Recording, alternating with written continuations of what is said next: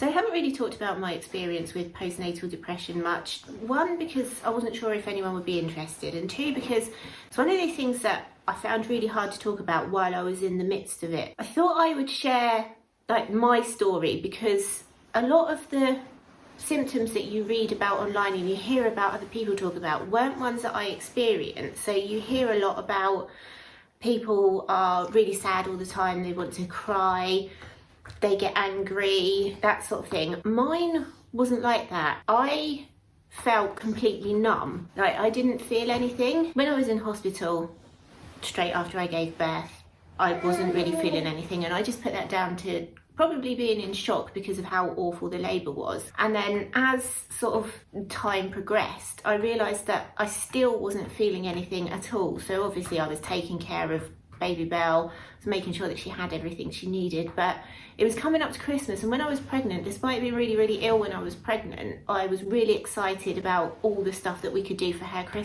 first Christmas. And it was coming up to Christmas and I had no enthusiasm for it whatsoever. There was no excitement, nothing. Are you singing? It's very off-putting to have a toddler singing in the background when you're trying to talk about quite a sad, serious subject.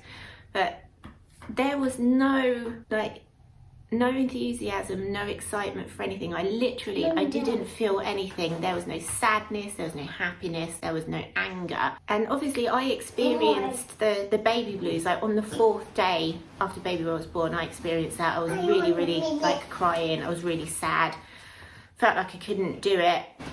And that's kind of what you associate with depression. But that passed like a couple of days later, and I just went back to not feeling anything, and it just sort of got more and more concerning as I sort of got closer to Christmas. And I've got this brand new newborn baby that I'm looking after, and she's 5 weeks old, and obviously you think, well, maybe it's just because I'm tired, maybe it's because of what I went through during the labour. And then I thought about it, and I've had like a history of, hello, is that good?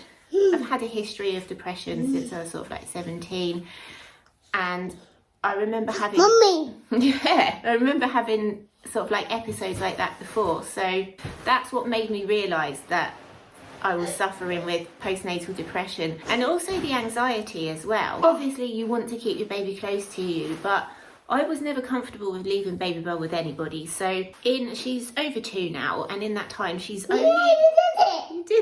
only been left with people other than John for maybe like 5 hours. That's probably the longest time she's been left with people. And now that's just because like we don't have any childcare options. She doesn't go to nursery. But back then I didn't want to leave her, because you have all of these thoughts about people not being able to look after her properly, and like what if something goes wrong and you're not there. And it's the same with when you're with them as well, those thoughts that you get, like you're constantly checking to make sure that they're still alive, still breathing. I thought that was just normal, but apparently it's not normal to like wake up numerous times in the night to make sure that they're still breathing. When she was first born, she slept loads because of like the labour, and I had to set alarms to wake her up to feed. And I thought maybe that was just like a leftover of that, like keep checking on her every couple of hours. But that isn't normal. And also like all the thoughts that you have about bad things happening, and I still get that now. Obviously I think a certain degree of that is quite normal.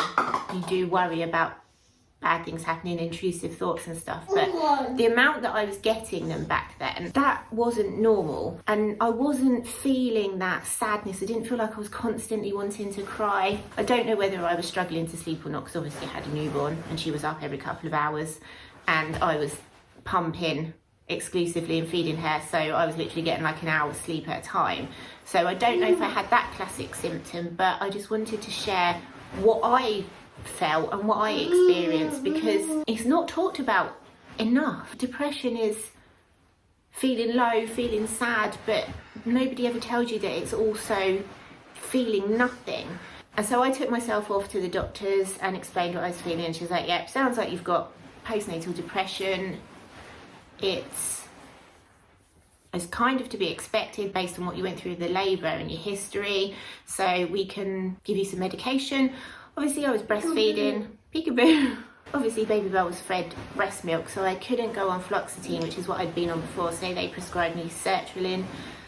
I'm not a huge fan of medication, but I think sometimes you have to have it.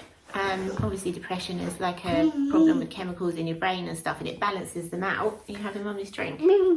When you've given birth, you've got all sorts of hormones everywhere. I'm assuming that messes around with it, and medication sort of brings it back into line. So I was prescribed sertraline. It did work. It took a while to work. You are very noisy. I think sort of definitely by February I was feeling much better.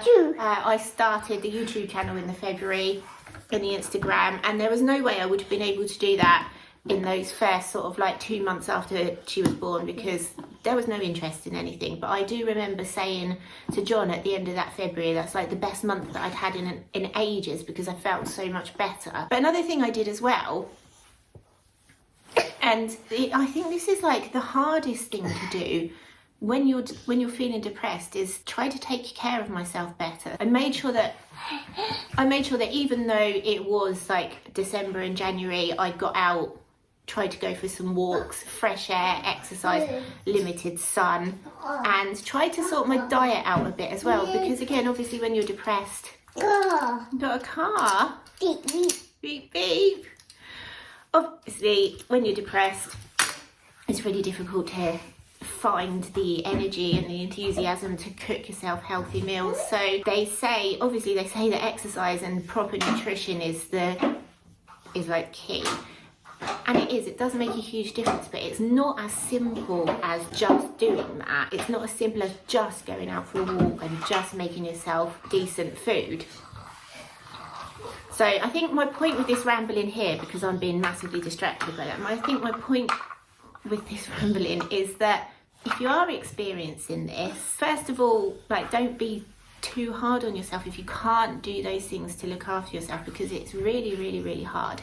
And I still get days now where I haven't got the energy to get myself up and dressed and go out. And obviously I have to, because I've got a 2-year-old. I've got to take her out for fresh air and to burn off some energy and whatever. But if you can't do it, don't beat yourself up about it, and try again later, or try again the next day. And then obviously if you're honest and open with the people around you as well, try and get them to help you. Get someone to cook you a healthy meal, get someone to look after your baby while you go out for a quick walk, while you go and get a bath or a shower. Just take a couple of minutes to yourself. Apparently during COVID, so during 2020 and 2021, 47% of mums had postnatal depression because of how isolated and everything we were.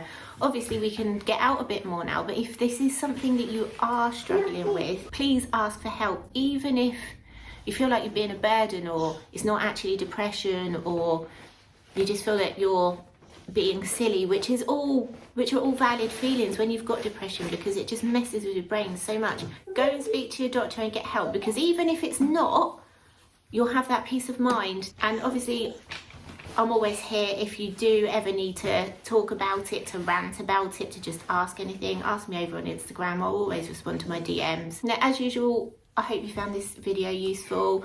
If you did, don't forget to hit that like and subscribe button. Obviously it lets YouTube know that the video is worth showing to other people, and we'll see you next time. Bye bye.